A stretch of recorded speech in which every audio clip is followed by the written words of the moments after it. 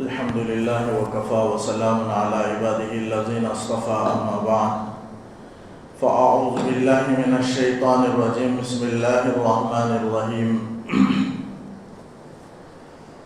شهد الله أنه لا إله إلا هو والملائكة وأولو العلم قائما بالقسط لا إله إلا هو العزيز الحكيم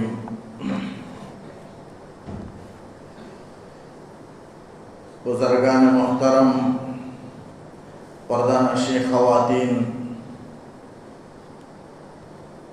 اللہ تعالیٰ کا فضل و کرم شکر احسان ہے کہ اللہ تعالیٰ نے ماہ مبارک ہمیں مقدر فرمایا، نصیب فرمایا۔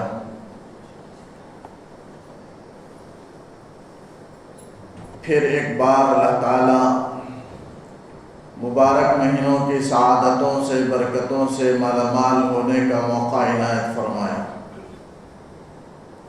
بار بار اللہ تعالیٰ زندگیوں میں برکت کے ساتھ یہ مبارک مہینہ ہم سب کو مقدر فرمائے۔ میں نے جو آیت پڑھی ہے سورہ آل عمران کی ہے، ترتیب کے ساتھ تفسیر ہو رہی ہے۔ جیسے عام دنوں میں ہر ہفتہ بعد نماز مغرب قرآن مجید کی تفسیر ہوتی تھی، اسی ترتیب کو باقی رکھتے ہوئے سورہ آل عمران کی 18ویں آیت ہے۔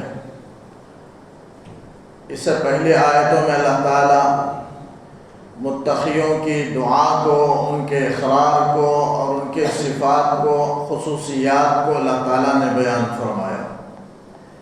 متقی اللہ سے ڈرنے والا، گناہوں سے بچنے والا۔ 3 درجات ہیں۔ ایک مومن ہے پہلا درجہ، اور اس سے بڑھ کر درجہ متقی ہونے کا ہے، اور اس سے بڑا درجہ ولی ہونے کا ہے۔ کوئی آدمی کلمہ پڑھ لیا تو وہ مومن بن گیا، کوئی عورت کلمہ پڑھ لی تو وہ مومنہ بن گئی۔ اب اس کے بعد شریعت کے احکامات پر عمل کرے، تقوی اختیار کرے، واجبات فرائض کو انجام دے، پورا کرے، اور گناہ کبیرہ اور صغیرہ سے بچے، اور یہ عمل کر لے تو پھر وہ متقیہ بن جائے گی۔ مرد ہے تو متقی بن جائے گا، یعنی اللہ سے ڈر کر اس کے اوامر کو، فرائض کو، واجبات کو اس نے پورا کیا ہے اور گناہوں سے بچا ہے، اس لیے وہ متقی کے درجے میں ہو جائے گا، مومن سے بڑھ کر۔ مومن بدکار بھی ہو سکتا ہے، نیککار بھی ہو سکتا ہے، تو اب نیککار مومن کو متقی کہتے ہیں۔ جو گناہوں سے بچ جائے، اوامر کو پورا کرے، وہ متقی ہے۔ اور اس سے ایک بڑھ کر اعلیٰ درجہ ہے وہ ولی ہونے کا۔ وہ فرائض کے ساتھ ساتھ، واجبات کو پورا کرنے کے ساتھ، گناہوں سے بچنے کے ساتھ ساتھ ایک عمل زیادہ کرے، وہ ہے نوافل۔ نوافل کو کثرت سے پڑھے۔ نوافل سے اللہ تعالیٰ کا قرب حاصل ہوتا ہے، بندوں کو اپنے رب سے نزدیکی حاصل ہوتی ہے۔ تو جتنا نوافل کا اہتمام کرے گا اتنا ولایت کے درجے پر وہ پہنچے گا، اللہ تعالیٰ کے کا ولی بنے گا۔ ولی کے معنی دوست کے ہیں، اللہ کا دوست بنے گا، اللہ کی قربت اور اللہ کی نزدیکی اسے حاصل اتنی ہی ہوتی رہے گی۔ تو یہ 3 درجات ہیں، ایک مومن کا، دوسرا متقی کا، تیسرا ولایت کا، ولی ہونے کا۔ تو یہ مرد بھی ہو سکتے ہیں، عورت بھی بن سکتی ہے اگر نوافل کا اتنا کثرت سے اہتمام کرے۔ تہجد ہے، اشراق ہے، چاشت ہے، اوابین ہے، اور صلاۃ الحاجت، کتنی نمازیں ہیں، صلاۃ التوبہ، صلاۃ استغفار، صلاۃ التسبیح، جتنی نمازیں، ان تمام کا اگر اہتمام کرے، عبادات میں خوب دل لگائے، تو پھر وہ ولایت کے درجے کو عورت بھی حاصل کر سکتی ہے۔ ایسا نہیں کہ مرد عورت احکامات میں سب برابر ہیں۔ جیسے مرد کو اللہ تعالیٰ قرآن مجید میں حکم دیا اور شریعت میں احکامات ہیں، ایسے ہی عورت کے لیے بھی وہ سارے احکامات ہیں۔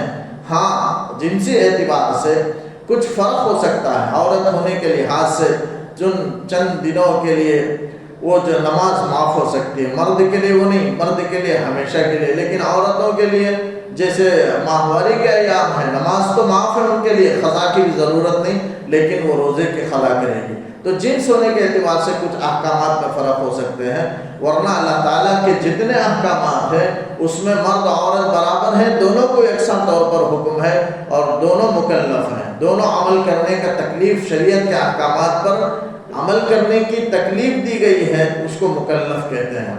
لہذا دنیا مومن کے لیے پابندی کی جگہ ہے، یہاں اگر پابندی کے ساتھ رہ جائے تو انشاءاللہ کل قیامت کے دن آزادانہ زندگی نصیب ہوگی۔ یہاں اگر آدمی آزاد رہے تو کل قیامت کے دن جہنم کے اندر پابند رہنا پڑے گا۔ اللہ تعالی ہم سب کی حفاظت فرمائے۔ تو یہ سورہ آل عمران کی 98 آیت تھی، جس میں متقی کی للذین اتقوا عند ربہم آیا۔ تو متقی کا قول کیا ہے؟ اللہ تعالیٰ اسے نقل کر رہا ہے کہ یہ گزشتہ آیات ہیں، ان کی تفسیر ہو چکی ہے، لیکن پیچھے سے کچھ آج کی آیتوں کو پیچھے آیتوں سے جوڑ رہا ہوں کہ متقی وہ کہتے ہیں کہ اے ربنا اننا آمنا، ہم ایمان لے آئے۔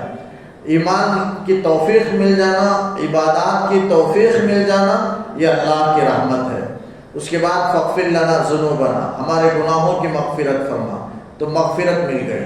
رحمت اور مغفرت دو چیزیں مل گئی تو وقنا عذاب النار، دوزخ کے عذاب سے بچا۔ تو آدمی دوزخ کے عذاب سے بچ سکتا ہے۔ دوزخ کے عذاب سے بچنے کے لیے، جنت میں داخل ہونے کے لیے دو چیزوں کی ضرورت ہے، رحمت اور مغفرت۔ اس سے پہلے وہی دعا کی گئی ہے کہ ایمان ہم لے آئے، یعنی تیری رحمت ہمیں نصیب ہوئی، لہذا ہمارے گناہوں کو معاف فرما۔ تو رحمت اور مغفرت، اسی لیے جہنم سے آزادی کا عشرہ جو ہے رمضان کے 3 عشروں میں یہ آخری عشرہ ہے۔ پہلا عشرہ جو چل رہا آج شروع ہوا ہے یہ رحمت کا عشرہ ہے اور پہلا دن ہے۔ رحمت کے 10 دن ہیں رمضان میں، پہلے 10 دن وہ رحمت کے ہیں، اس میں سے آج پہلا دن ہے، رحمت کا پہلا دن۔ تو عشرہ رحمت کا پہلا دن آج ہے۔ دوسرا عشرہ مغفرت کا کہلاتا ہے۔ تو رحمت، توفیق ملی عبادات کی، خوب عبادات انجام دیتے ہیں تو دوسرا عشرے میں مغفرت ہو جاتی ہے بندوں کی نیک اعمال کی برکت سے۔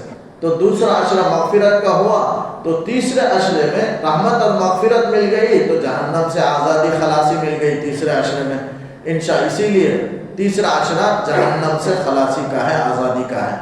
تو وہ بیان کیا گیا، پھر ان کے خصوصیات کو بیان کیا گیا کہ صبر کرنے والے ہیں، سچے ہوتے ہیں، عاجزی کرنے والے، اللہ کے راستے مال خرچ کرنے والے، اور سحر کے وقت میں، صبح کے وقت میں استغفار کرنے والے، وہ سب صفات کا ذکر ہوا، اس کی تفسیریں گزر چکی ہیں۔ شہید اللہ انہ لا الہ الا ہو، آج یہ آیت تلاوت کی گئی سورہ آل عمران کی 98ویں آیت ہے، جس میں اللہ تعالیٰ اپنی توحید کو بیان کر رہا ہے، اپنے ایک ہونے کو بیان کر رہا ہے۔ اللہ تعالیٰ ذات میں بھی ایک ہے اور صفات میں بھی ایک ہے، اس کے جیسا کامل صفات اللہ کے بندوں میں نہیں ہے، کیونکہ وہ خالق ہے اور اس کے اندر کامل صفات ہیں، لیکن بندوں کے اندر وہ کامل صفات نہیں ہیں۔ تو اللہ تعالیٰ صفات میں بھی ایک ہے، ذات میں بھی شریک نہیں کرنا۔ ہندو حضرات ذات میں شریک ٹھہراتے ہیں، لیکن مسلمان بعض جاہل ہیں، نادان ہیں، وہ اللہ کے ساتھ صفات میں شریک ٹھہراتے ہیں اور مال دینے والا، خزانہ دینے والا، اولاد بخشنے والا، یہ غیر اللہ کو، ولی حضرات کو سمجھتے ہیں، حالانکہ ولی وہ خود اللہ کی رحمت کے، اللہ کی مغفرت کے محتاج ہوتے ہیں۔ لہذا یہ اس طرح صفات میں بالکل شریک نہیں ٹھہرانا چاہیے۔ اللہ تعالیٰ اس کی گواہی دے رہا ہے کہ شہید اللہ، اللہ نے گواہی دی۔ اللہ کی گواہی سب سے بڑھ کر گواہی ہے۔ انبیاء گواہی دیتے ہیں، عام مومن گواہی دیتے ہیں، انبیاء کی گواہی بھی سب سے بڑھ کر، لیکن سب سے بڑی گواہی اللہ کی گواہی ہے۔ ملک شام کے 2 لوگ حضور صلی اللہ علیہ وسلم کے پاس آئے، آ کر پوچھنے لگا اللہ کے رسول، قرآن میں سب سے بڑی گواہی کس کی ہے؟ تو یہ آیت نازل ہوئی تو آپ صلی اللہ علیہ وسلم نے تلاوت فرمائی شہید اللہ انہ۔ تو یہ آیت سننے کے بعد وہ حضرت 2 لوگ اسلام کے اندر داخل ہو گئے، کلمہ پڑھ کر کے دائرہ اسلام میں داخل ہو گئے، اس لیے کہ اللہ نے خود گواہی دی ہے۔ خود اللہ تعالیٰ کہتا ہے کہ انہ لا الہ الا ہو، کہ اس کے سوا کوئی معبود نہیں۔ شہید اللہ کے معنی اللہ نے گواہی دی، کیا مطلب ہے اللہ کی گواہی کا؟ اللہ تعالیٰ خود اپنی ذات کے بارے میں لوگوں کو بتا رہا ہے، گواہی دے رہا ہے کہ معبود حقیقی صرف اللہ ہی ہے، عبادت کے قابل صرف اللہ ہی ہے، اللہ کے سوا کوئی عبادت کے قابل نہیں ہے۔ شہید اللہ، تو شہیدہ کے معنی ہیں بیان کرنے کے۔ اللہ نے گواہی دی کا مطلب حضور صلی اللہ علیہ وسلم پر قرآن نازل کر کے اللہ تعالیٰ قرآن میں آیات کے ذریعے سے، دلائل کے ذریعے سے، معجزات کے ذریعے سے، اپنی قدرتوں کے ذریعے سے بتا رہا ہے کہ اللہ ایک ہے۔ ہر چیز یہ دلالت کرتی ہے کہ اللہ ایک ہے۔ اگر دو خدا ہوتے تو دنیا کے نظام میں فرق آ جاتا، پورا نظام درہم برہم ہو جاتا، اس لیے کہ دو آدمی ایک جگہ ہوں تو دونوں کی مرضی ایک نہیں ہو سکتی، کبھی نہ کبھی بدلے گی، وہ یہ چاہے گا وہ دوسرا چاہے گا۔ اب ویسا دنیا کا نظام میں نہیں ہے، دنیا کا نظام برابر چل رہا ہے، تو مطلب یہ کہ خدا ایک ہے۔ تو ہر چیز کے اندر یہ گواہی ہے کہ خدا تعالیٰ ایک ہے۔ اگر دو ہوتے، اللہ کے علاوہ اور معبود ہوتے، تو پورا دنیا کا نظام درہم برہم ہو جاتا، تہو بالا ہو جاتا، اوپر نیچے ہو جاتا۔ تو اللہ تعالیٰ نے گواہی دی کا مطلب یہ کہ اللہ نے دلائل سے بیان کیا، قدرتوں کے ذریعے سے لوگوں کو اپنی توحید کی طرف رہنمائی فرمائی، یہ مطلب ہے اللہ کی گواہی کا۔ تو اللہ تعالیٰ نے گواہی دی کہ اس کے سوا کوئی معبود نہیں۔ اور کون گواہی دے رہے ہیں؟ والملائکۃ، ملائکہ بھی گواہی دے رہے ہیں، فرشتے۔ اگر اللہ کے علاوہ کوئی گواہی نہ دے تب بھی اللہ کی توحید میں صرف اللہ گواہی دے، اور کوئی نہ دے تب بھی خدا کی توحید میں کوئی فرق نہیں آ سکتا۔ اس کے باوجود فرشتے بھی گواہی دے رہے ہیں کہ اللہ کے سوا کوئی معبود حقیقی نہیں ہے۔ والملائکۃ، فرشتے بھی گواہی دے رہے ہیں۔ وَأُولُو الْعِلْمِ، اور علم والے بھی۔ علم والے سے کون مراد ہیں؟ انبیاء کرام علیہم السلام۔ دنیا میں آئے، ہر نبی کی یہی دعوت تھی کہ اللہ ایک ہے، معبود حقیقی اللہ ہے، اس کے سوا کوئی معبود نہیں۔ قولوا لا الہ الا اللہ تفلحوا، تمام پیغمبر یہی دعوت دیتے رہے کہ لا الہ الا اللہ کا اقرار کر لو، تم کامیاب ہو جاؤ گے۔ نبیوں نے تین باتیں مشترکہ طور پر تین باتیں کہی ہیں، سب نبی نے وہی تین بات کہی۔ ایک یہ کہ لا الہ الا اللہ، تمام نبیوں نے یہ بات کہی۔ اور دوسرا، تمام نبی اپنی قوم کو یہ کہنے لگے کہ انی ناصح امین، میں تمہارے لیے خیر خواہ ہوں۔ نبی امت کے لیے خیر خواہ ہوتا ہے، بھلائی کا چاہنے والا ہوتا ہے۔ تو تمام نبی اپنی امت سے کہے کہ انی ناصح امین۔ قرآن میں بھی آیت ہے 19 پارے میں، ناصح امین۔ اور پھر تیسری بات جو تمام انبیاء یہ کہنے لگے اپنی امت سے، وہ ہے لا یا قوم لا اسألکم علیہ اجرا، یا قوم لا اسألکم علیہ مالا، اے میری قوم میں تم سے یہ قرآن کی دین کی بات سنا کر کوئی پیسہ مال نہیں مانگتا، میں تم سے، میں قرآن کی بات سنا کر کے تم سے کوئی اجرت طلب نہیں کرتا، کوئی مزدوری طلب نہیں کرتا، میں اللہ کے حکم کو تم تک پہنچا رہا ہوں۔ تمام نبیوں نے کہا کہ میں تم سے مال نہیں مانگتا، مال کا سوال نہیں کرتا۔ یا قوم لا اسألکم علیہ مالا، یا قوم لا اسألکم علیہ اجرا، بلکہ اللہ کے حکم کو تمام نبی پہنچاتے رہے۔ یہ تین باتیں تمام متفقہ طور پر تمام انبیاء نے اپنی امت کو کہی ہے۔ تو وہ اولو العلم سے مراد انبیاء کرام ہیں اور مومن بھی ہیں جو ایمان لائے ہیں۔ ہم بھی گواہی دیتے ہیں کہ اللہ ایک ہے، تو اولو العلم سے انبیاء اور مومنین مراد ہیں۔ تو اللہ بھی خود گواہی دے رہا ہے، فرشتے بھی گواہی دے رہے ہیں، اور اولو العلم بھی گواہی دے رہے ہیں جو قائما بالقسط۔ کیا گواہی دے رہے ہیں؟ کہ اللہ تعالیٰ ایک ہے، جو معبود حقیقی کے قائم کیے ہوئے ہے، باقی رکھے ہوئے ہے، بالقسطی، دنیا کی ساری چیزوں کو انصاف کے ساتھ، اعتدال کے ساتھ، انصاف کے ساتھ دنیا کی ساری چیزوں کے انتظام کو باقی رکھے ہوئے ہے، انتظام کو چلائے ہوئے ہے۔ وہ ذات، وہ صرف ایک ہی ہے، لا الہ الا ہو۔ پھر دوبارہ اللہ تعالیٰ کہتا ہے کہ معبود حقیقی وہی ہے، اس کے سوا کوئی معبود نہیں۔ العزیز، دوبارہ کیوں کہا؟ تاکید کے لیے، بار بار جو بات کہی جاتی ہے دل میں نقش ہو جاتی ہے، اور تاکید بھی مقصود ہوتی ہے، یعنی بالکل تاکید کرنا۔ تو تاکید کے لیے اللہ تعالیٰ بار بار کہہ رہا ہے، اور کہتا ہے کہ العزیز، اللہ عزیز ہے، غالب ہے۔ یعنی جو اللہ کی وحدانیت کو نہیں مانے گا، اتنے دلائل بیان کرنے کے بعد بھی اللہ کو ایک نہیں مانے گا تو اللہ تعالیٰ غالب ہے، اس سے انتقام لینے سے عاجز نہیں ہے۔ اللہ غالب ہے، انتقام لے کر رہے گا، اپنے وحدانیت کے انکار کرنے والے سے بدلہ لے کر رہے گا۔ الحکیم، حکمت والا ہے اللہ تعالیٰ، چونکہ مالک ہے اور مالک کو، بادشاہ کو حکمت کی ضرورت ہوتی ہے اور کامل حکمت اللہ کے پاس ہے۔ اللہ تعالیٰ کا کوئی بھی کام حکمت سے خالی نہیں۔ دنیا کے اندر ہر چیز کو پیدا کیا تو حکمت کے تحت پیدا کیا، کوئی کام کوئی چیز اللہ نے حکمت کے بغیر نہیں کی ہے۔ اللہ حکیم ہے، کامل حکمت اگر کسی کو حاصل ہے تو اللہ ہی کو حاصل ہے، تو اللہ کی صفت ہے حکیم ہونا، تو عزیز بھی ہے، حکیم بھی ہے۔ ان الدین عند اللہ الاسلام، بلا شبہ دین اللہ کے نزدیک وہ دین اسلام ہی ہے۔ دین عقائد کا نام ہے، دین تمام پیغمبروں کا ایک ہی رہا ہے، دین اسلام۔ آدم علیہ السلام، جو لوگ کہتے ہیں یہ دین جو ہے 1400 سال کا دین ہے، 1400 سال کا دین نہیں ہے، بلکہ جب سے دنیا بنی، جب سے دنیا میں سب سے پہلے انسان نے قدم رکھا وہ حضرت آدم علیہ السلام ہے، اس وقت سے دین اسلام ہی ہے۔ ہمارا اسلام جو دین ہے، تمام پیغمبروں کا دین بھی دین اسلام ہی تھا۔ آدم علیہ السلام کا دین بھی دین اسلام ہے، ابراہیم علیہ السلام کا دین بھی دین اسلام ہے، تمام پیغمبروں کا دین ایک ہی ہے۔ دین عقائد کا نام ہے اور عقائد نہیں بدلتے۔ عقائد اللہ ایک ہے، انبیاء اللہ کی طرف سے بھیجے ہوئے ہیں، قیامت آنی ہے، مرنے کے بعد دوبارہ اٹھنا ہے، فرشتے نورانی مخلوق ہیں موجود ہیں، جنت ہے، جہنم ہے، حساب و کتاب ہے، یہ سب دین ہے، عقائد ہے۔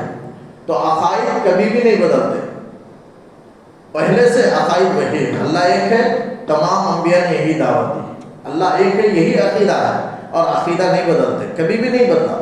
تو دین اسلام حضرت آدم علیہ السلام کے زمانے سے، ہاں شریعت وہ 1400 سال کی جو شریعت ہو سکتی ہے، چونکہ آخری نبی آتے رہے، سب سے آخری نبی حضرت محمد رسول اللہ صلی اللہ علیہ وسلم ہے، آپ پر اللہ نے کتاب نازل فرمائی، تو یہ کتاب جو احکامات اللہ نے دی اس کا نام شریعت ہے۔ اور شریعت تو بدل سکتی ہیں اور بدلتی تھیں، شریعت بدل سکتی ہے، جیسے قانون ہے، ملک کے اندر کوئی قانون ہوتا ہے کئی سالوں کے لیے، پھر اس کے بعد اس قانون کو بدل دیا جاتا ہے کسی وجہ سے۔ اسی طریقے سے قرآن مجید کے بھی، اللہ تعالیٰ کے بھی بندوں کے لیے احکامات ہوتے ہیں، جب اللہ تعالیٰ بدلنا چاہتا ہے تو بدل دیتا ہے، تو ویسے بدلتے آئے ہیں۔ جیسے حضرت آدم علیہ السلام کے زمانے میں بہن سے نکاح کرنا حرام تھا، جائز نہیں تھا۔ کیوں؟ اس لیے کہ اس زمانے میں عورتیں ہی نہیں تھیں، انسانوں کا سلسلہ نسل بڑھا ہی نہیں، اب بڑھنا ہے تو آپس میں ایک دوسرے کا نکاح ہونا ہے، جس سے پیدا ہوئے اسی سے نکاح کرنا ہے، تو پھر عورتوں مرد انسانوں کا سلسلہ بڑھے گا۔ تو اس لیے بعد میں نوح علیہ السلام کی شریعت آئی، جب انسانوں کی تعداد زیادہ ہو گئی تو پھر اس کے بعد اللہ نے حرام کر دیا بہن سے نکاح کرنے کو۔ نوح علیہ السلام کے زمانے میں بہن سے نکاح کرنا حرام ہو گیا، یہ شریعت ہے۔ اس طرح شریعت میں تبدیلی ہو سکتی ہے۔ اسی طریقے سے بہت ساری مثالیں ہیں۔ سجدہ کرنا ہے، سجدہ دو ہے، شریعت کے بنیاد دو چیزیں ہیں، عقائد ایک ہے، اعمال ایک ہے۔ میں عقائد کے سلسلے میں نہیں کہہ رہا ہوں، بلکہ اعمال کے سلسلے میں، جسے شریعت کہتے ہیں۔ عقائد تو دین ہے، دین اسلام ہے، وہ بدلتے نہیں۔ اعمال جو ہیں، جس پر عمل کرنے کا طریقہ وہ بدل سکتا ہے، جیسے سجدہ کرنا ہے۔ عبادت دو طرح کا ہے، ایک سجدہ عبادت ہے، عبادت کا سجدہ وہ اللہ کے علاوہ کسی کو جائز نہیں، پچھلی شریعتوں میں بھی جائز نہیں تھا، کبھی بھی جائز نہیں۔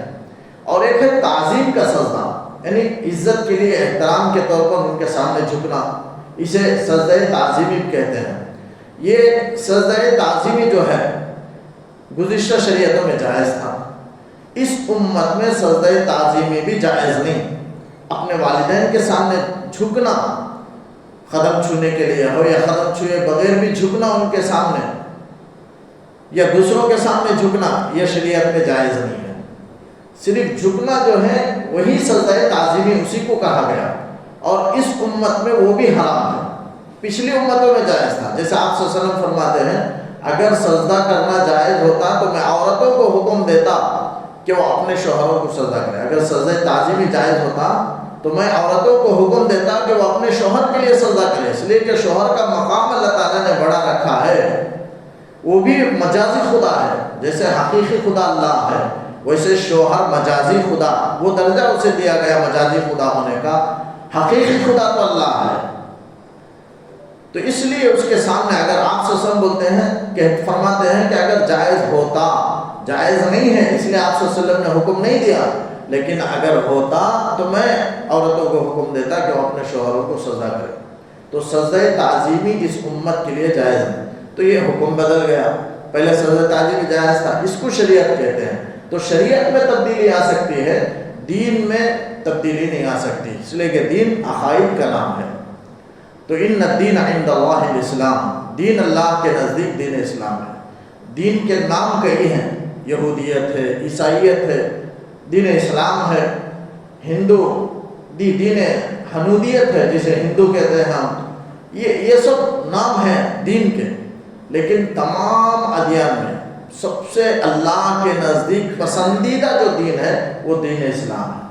یہودی کہتے ہیں کہ یہودیت اللہ کے نزدیک پسندیدہ ہے، لیکن قرآن مجید سب سے آخری کتاب ہے، اس میں بتا دیا گیا کہ یہودیت پہلے زمانے میں موسیٰ علیہ السلام کے زمانے میں دین حق تھا، وہ اس کے بعد ختم ہو گیا، عیسیٰ علیہ السلام کا دور آیا تو اب دین عیسائیت کا وجود ہوا، اور دین موسوی وہ غلط ثابت ہوا، باطل ہوا، منسوخ ہوا۔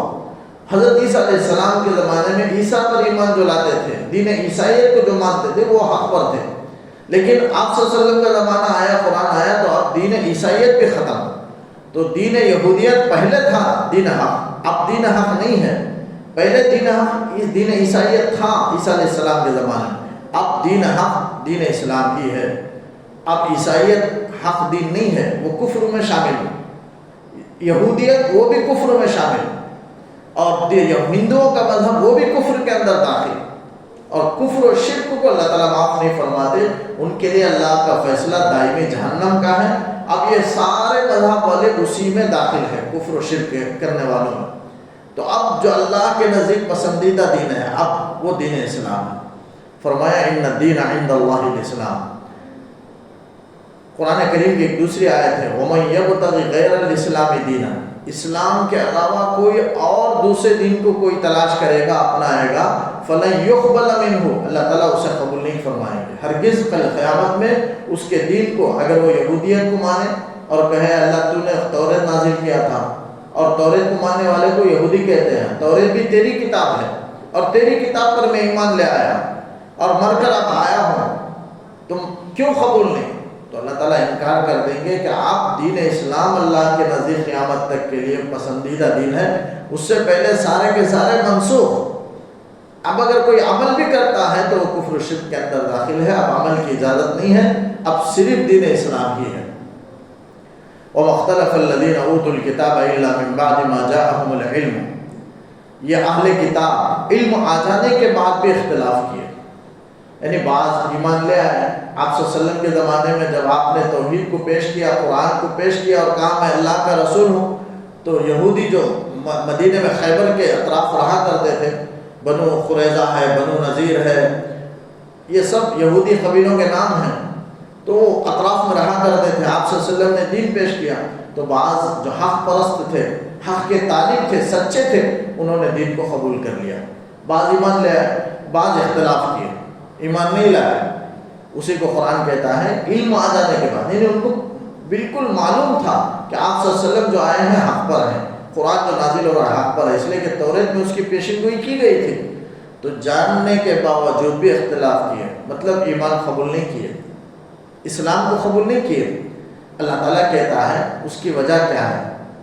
فرمایا بغیم بینہم، اس کی وجہ نہ جاننے کی وجہ سے نہیں، جہالت کی وجہ سے نہیں، نادانی کی وجہ سے قبول نہیں کیے، ایسا نہیں، بلکہ ضد کی وجہ سے، حسد کی وجہ سے، تعصب کی وجہ سے، دشمنی کی وجہ سے، بغاوت کی وجہ سے، اس وجہ سے انہوں نے اسلام قبول نہیں کیا۔ جانتے تھے حق آپ صلی اللہ علیہ وسلم لے کر آئے ہیں، اس کے باوجود صرف دشمنی حسد کی وجہ سے وہ دین اسلام کو قبول نہیں کیا۔ کیا حسد تھا؟ حسد یہ تھا کہ آپ صلی اللہ علیہ وسلم کو اللہ نے بنی اسماعیل میں کیوں بھیجا؟ بنی اسرائیل میں کیوں نہیں بھیجا؟ تمام پیغمبر تقریباً 70,000 پیغمبر بنی اسرائیل میں سے آئے.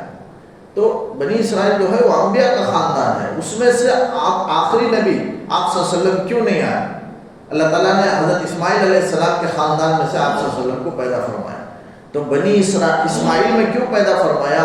بنی اسرائیل میں کیوں نہیں پیدا فرمایا؟ یہ اپنے خاندان ہونے کا ان کو فخر تھا.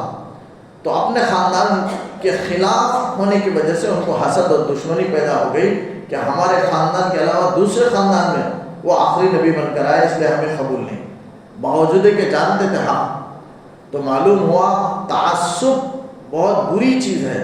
تعصبیت کی وجہ سے انسان حق سے بھی ہٹ جاتا ہے، پھر جاتا ہے.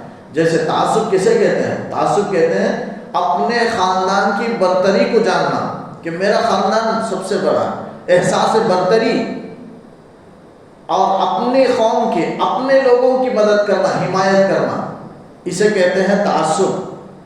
بیجا اپنے قوم کی حمایت کرنا. حضور نے فرمایا یہی تعصب ہے. صحابہ نے پوچھا اللہ کے رسول صلی اللہ علیہ وسلم کہ اپنی قوم سے کوئی محبت رکھنا یہ تعصب ہے؟ تو آپ نے فرمایا محبت رکھنا تعصب نہیں ہے، اپنی قوم کی بیجا مدد کرنا اور حمایت کرنا، بیجا یعنی غلط کاموں میں مدد کرنا. ہاں اگر جائز حدود میں اپنے قوم سے محبت رکھے، ان کی اعانت اور مدد کرے تو یہ تعصب نہیں ہے. تعصب کو ختم کرنے کے لیے آپ صلی اللہ علیہ وسلم نے مختلف قبیلے کے عورتوں سے آپ نے نکاح فرمایا. آپ نے جو 11 نکاح فرمائے، 11 قبیلوں سے آپ صلی اللہ علیہ وسلم نے نکاح فرمایا. کیوں؟ آپس میں جو قبیلے ایک دوسرے سے برتری کا جو احساس رکھتے ہیں وہ ختم ہو جائے، اور ہر ایک سب برابر ہیں. اللہ کے سب حضرت آدم علیہ السلام کے اولاد ہیں، سب اللہ کے بندے ہیں. اس اعتبار سے سب برابر ہو جائے، اپنی برتری کا احساس نہ ہو اور تعصب ختم ہو جائے. اس لیے آپ صلی اللہ علیہ وسلم نے ہر قبیلے سے آپ نے نکاح فرمایا.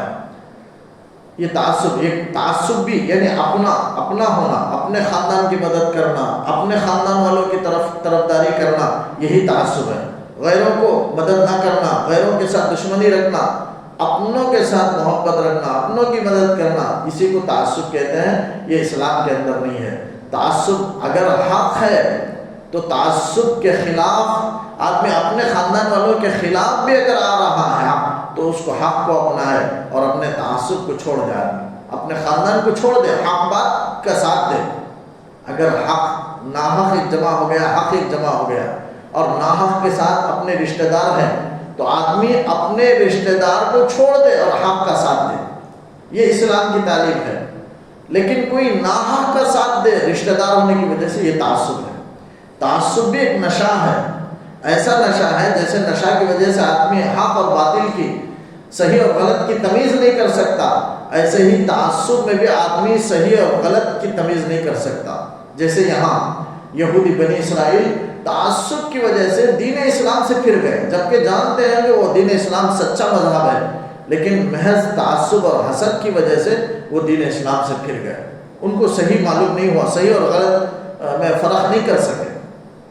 تو اللہ تعالیٰ کہتا ہے بغیم بینہم ومن یکفر بآیات اللہ فإن اللہ سریع الحساب. اللہ تعالیٰ کہتا ہے جو اللہ کے آیات کے ساتھ کفر کرے، یعنی نبی کا انکار کرے، قرآن کا انکار کرے، اللہ کی قدرتوں کو دیکھ کر کے اللہ کے وحدانیت کا انکار کرے، اقرار نہ کرے، تو فإن اللہ سریع الحساب، اللہ تعالیٰ جلد حساب لینے والا ہے. یعنی اللہ تعالیٰ ان سے انتقام لے گا، بدلہ لے گا. فإن حاجوک فقل اسلمت وجهي للہ ومن اتبعني. ایک آیت کہہ کر میں اپنی بات کو ختم کرتا ہوں، چونکہ رکوع ایک آیت پر رکوع ہو جاتا ہے. یہاں یہودیوں کی اور عیسائیوں کی دشمنی کو اللہ تعالیٰ بیان کر رہا ہے کہ فإن حاجوک، اگر یہ یہودی اور عیسائی آپ سے حجت کریں، اختلاف کریں، جھگڑا کریں دین کے بارے میں، تو اے نبی آپ کہہ دیجئے، فقل کہہ دیجئے کہ اسلمت وجهي للہ ومن اتبعني، میں اپنی پوری ذات کو، اپنا پورا رخ میں اللہ کے حوالے کر چکا. میں اپنے عقیدے کو بھی اور اپنے عمل کو بھی اللہ کے لیے خالص کر چکا ہوں. بس میں اللہ کو مانوں گا اور اللہ ہی پر عقیدہ رکھوں گا، اسی کے احکامات پر عمل کروں گا. میں بھی ومن اتبعن، اور میرے متبعین بھی، میرے اتباع کرنے والے، میرے صحابہ بھی، وہ بھی اللہ کے لیے اپنے عمل کو اور اپنے دین کو، اپنے عقائد کو خالص کر چکے ہیں. یہ آپ یہودیوں کو عیسائیوں کو ایک نتیجے کے طور پر آپ جواب دے دیں، اور آخر میں آپ یہودیوں کو دعوت بھی دیں، وَقُلْ لِلَّذِينَ، آپ کہہ دیجئے ان لوگوں سے اوتوا الکتاب جو کتاب اہل کتاب ہیں، جن کو کتاب دی گئی، یعنی اہل کتاب یہود و نصارہ، ان سے آپ کہہ دیجئے وَالْأُمِّيِّينَ، اور امی سے، امی کے معنی ان پڑھ کے ہیں، نہ جاننے والے، وہ اس سے مراد مشرکین عرب ہیں۔ وہ مشرکین عرب اس زمانے میں یہودیوں کے مقابلے میں وہ ناخواندہ، وہ کچھ جاہل تھے، کم پڑھے لکھے ہوئے تھے، ناخواندہ تھے، پڑھے ہوئے نہیں تھے، وہ اسی کو امی کہتے ہیں۔ تو مشرکین عرب سے اور یہودیوں سے، اہل کتاب سے آپ کہہ دیجئے کہ اسلمتم، آپ پوچھئے کیا تم اسلام قبول کرتے ہو، یعنی اسلام قبول کرو، آپ دعوت دو کہ اسلام قبول کرو۔ فَإِنْ أَسْلَمُوا، اگر وہ آپ کی بات کو مان کر کے اسلام قبول کر لے تو فَقَدْ اهْتَدَوْا، وہ ہدایت پر آ گئے۔ وَإِنْ تَوَلَّوْا، اور اگر وہ اعراض کریں، یعنی آپ کی بات کو نہ مانیں، اسلام نہ لے آئیں، تو فَإِنَّمَا عَلَيْكَ الْبَلَاغُ، تو سن لو اے نبی، آپ کی ذمہ داری تو بلاغ ہے، پہنچا دینا ہے۔ یعنی انبیاء کی یہی دعوت تھی، انبیاء کی یہی ذمہ داری تھی کہ اس کے احکامات کو اس کے بندوں تک پہنچا دینا۔ کوئی زبردستی کھینچ کر نہیں لے سکتا راہ راست پر، احکامات پر، دین پر زبردستی، لا اکراہ فی الدین، دین میں کوئی زبردستی نہیں ہے، دین میں سمجھانا ہے، بتانا ہے، بات پہنچا دینا ہے، یہی انبیاء کی ذمہ داری ہے، یہی دوسروں کی ذمہ داری ہے۔ زبردستی کھینچ کر لانا، صف میں کھڑا کرنا، یہ کسی کی ذمہ داری نہیں ہے، تو ظلم ہے۔ تو فرمایا فَإِنَّمَا عَلَيْكَ الْبَلَاغُ، اے نبی اگر اعراض کرے تو آپ بتا دیں، پہنچا دینا آپ کی ذمہ داری ہے۔ واللہ بصیر بالعباد، اس کے بعد اللہ تعالیٰ اپنے بندوں سے نمٹ لے گا، دیکھ لے گا۔ اللہ تعالیٰ اپنے بندوں کو دیکھ رہا ہے کہ کون ایمان لے آیا، کون ایمان نہیں لے آیا، کون نیک ہے، کون بد ہے، یہ سب اللہ تعالیٰ اپنے بندوں کا حساب لے لے گا، دیکھ لے گا۔ لیکن آپ کی ذمہ داری ہے پہنچا دینا، تو آپ اپنی بات کو پہنچائیں۔ یہاں 20 آیت کا اختتام ہوا سورہ آل عمران کی، انہی باتوں پر اپنی بات کو ختم کرتا ہوں۔ یہ ماہ مقدس ہے، اس میں اللہ تعالیٰ کا شکر ادا کرتے ہوئے اس کی عبادتوں میں اوقات کو گزاریں، لمحات کو، ایک ایک لمحے کو قیمتی اور غنیمت جانے کہ اللہ نے یہ موقع، مبارک موقع ہمیں مقدر فرمایا۔ قرآن کی تلاوتوں کی فکر کریں۔ گزشتہ رمضان ہم نے قرآن کی تلاوت نہیں کی تھی تو اس رمضان کریں، گزشتہ رمضان 15 پارے کی تھی تلاوت کی تو اس رمضان ایک قرآن مجید مکمل کرنے کی فکر کریں۔ گزشتہ رمضان ایک قرآن کی تلاوت ہوئی تھی تو اس رمضان 2 قرآن ختم کرنے کی کوشش اور فکر کریں۔ بہرحال یہ مبارک مہینہ ہے، اس مہینے کی نسبت اللہ کی طرف ہے، اسے شہر اللہ کہا گیا۔ حالانکہ دن وہی ہے، رات دن، سورج کا طلوع ہونا، غروب ہونا سب برابر ہے، لیکن ان دنوں کو کیوں فضیلت حاصل ہے؟ اس لیے فضیلت حاصل ہے کہ مہینہ اللہ کی طرف نسبت اس مہینے کی نسبت اللہ کی طرف کر دی گئی ہے۔ جیسے بیت اللہ ہے، وہ بھی ایک 4 دیواری ہے، جیسے عام دیوار کو ہم اینٹ سے بناتے ہیں، گارے سے، اسی طریقے سے بیت اللہ کو بھی بنایا گیا ہے۔ لیکن بیت اللہ کا احترام کیوں کیا جاتا ہے دوسری عمارتوں کے مقابلے میں؟ اس لیے کہ اس کی نسبت اللہ کی طرف ہو گئی، اسے بیت اللہ کہا گیا، حالانکہ وہ بھی اینٹ سے بنایا گیا ہے، گارے سے بنایا گیا، لیکن اسے کیوں عظمت حاصل ہے؟ اس لیے کہ اسے اللہ کی طرف نسبت کر دی گئی، بیت اللہ کہا گیا۔ تو اس طرح یہ بھی شہر اللہ ہے، اللہ کا مہینہ ہے، لہذا اس کو مقدس سمجھتے ہوئے، مبارک سمجھتے ہوئے پورے اوقات کو ضائع کیے بغیر اپنی عبادتوں میں لگائیں اور صرف کریں، اللہ کا شکر ادا کریں، سجدہ اللہ تعالیٰ کے سامنے سجدہ شکر بجا لائیں۔ پھر عورتوں کے لیے 2 اعلان کر کے اپنی بات کو ختم کرتا ہوں۔ ایک اعلان یہ ہے کہ ہر دن جو سی ایم فنکشن ہال میں عورتوں کے لیے جو پردے کا اہتمام کیا گیا، یہاں فرض نماز ظہر کی 1:30 بجے، تو نماز ختم ہونے کے بعد 1:40 کو چونکہ نماز ختم ہوتی ہے، اس کے بعد سی ایم فنکشن ہال کا تالا کھولا جائے گا، اس کے بعد 1:40 کو عورتیں آ سکتی ہیں۔ ایک اعلان یہ ہے، اور دوسرا اعلان یہ ہے کہ جمعہ کے دن تفسیر نہیں ہوگی، جیسے چونکہ جمعہ کا بیان بھی رہتا ہے، بقیہ دنوں میں تفسیر ہوگی جمعہ کے علاوہ، تو رمضان میں تفسیر ہوگی۔ اللہ تعالیٰ سے دعا ہے کہ اللہ تعالیٰ کہی ہوئی باتوں پر کہنے سننے سے عمل کی توفیق عطا فرمائے۔